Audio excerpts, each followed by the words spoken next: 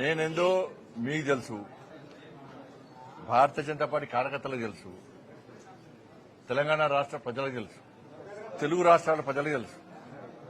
కొత్త పార్టీ పెట్టాలనేటువంటి ఫాల్తు ఆలోచనలు రావు నాకు. అటువంటి ఫాల్తు రాజకీయ నాయకునికి కాదు. అనేక శిక్షణా శిబిరాల్లో భారతీయ జనతా పార్టీ అంతర్గత శిక్షణా శిబిరాల్లో అనేక మంది కార్యకర్తలను తయారు చేసినటువంటి నాయకులం మేము, కార్యకర్తలం మేము. ఇలా భారతీయ జనతా పార్టీ కమిట్మెంట్ తో పనిచేసే ప్రతి కార్యకర్త కోరుకున్నది ఒకటే ఒక చివరి కోరిక. ఉరిశిక్ష వేసే ముందు కోరికలు అడతారట, చివరి కోరిక ఏం అడతారట, వాళ్ళు ఏం చెప్తారు చూడదు.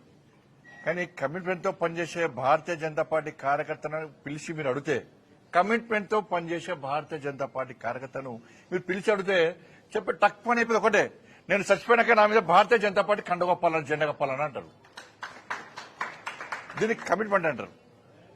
అటువంటి కమిట్మెంట్ గల కార్యకర్త మీద ఇప్పుడు నన్ను అడిగించు ఎవరు రాస్తా ఉంటారు, ఎవరో రాస్తా ఉంటారు, ఏదో చేస్తా ఉంటారు. కాబట్టి దాని మీద పట్టించుకోవాల్సిన అవసరం లేదు, పట్టించుకోవడం కూడా. ఇటీవల పరిణామాల్లో మిమ్మల్ని మంత్రివర్గం బర్తరఫ్ చేస్తున్నట్టు స్పెక్యులేషన్స్ ప్రచారం. కరెక్టే. కేసీఆర్ చేత 17 మంది ఎంపీలు ఉన్నారు. కేసీఆర్ దయాదక్షిణ మోడీ ప్రభుత్వం నడుస్తుంది పాపం. కాబట్టి కేసీఆర్ సమాజం దానిలో కూర్చొని ఫామ్ హౌస్ లో కూర్చొని బండి సంజయ్ బర్తరఫ్ చేస్తారు అంటే నీకు ఒకే ఎంపీ లేడు, బర్తరఫ్ చేయాలంటావు. ఎందుకంటే నీ గడిల పాలన బద్దలు కొట్టింది మేమే, నీ అవినీతి సామ్రాజ్యాన్ని కూకటి వేళ్లతో పెకిలించింది మేమే, నీ కుటుంబ పాలన వ్యతిరేకంగా కొట్టాడింది మేమే. ఉంటుంది, నీకు సహజంగా ఉంటుంది. నీ 17 మంది ఎంపీలు ఉన్నారు కదా, అందుకే రెచ్చిపోతున్నావు నువ్వు.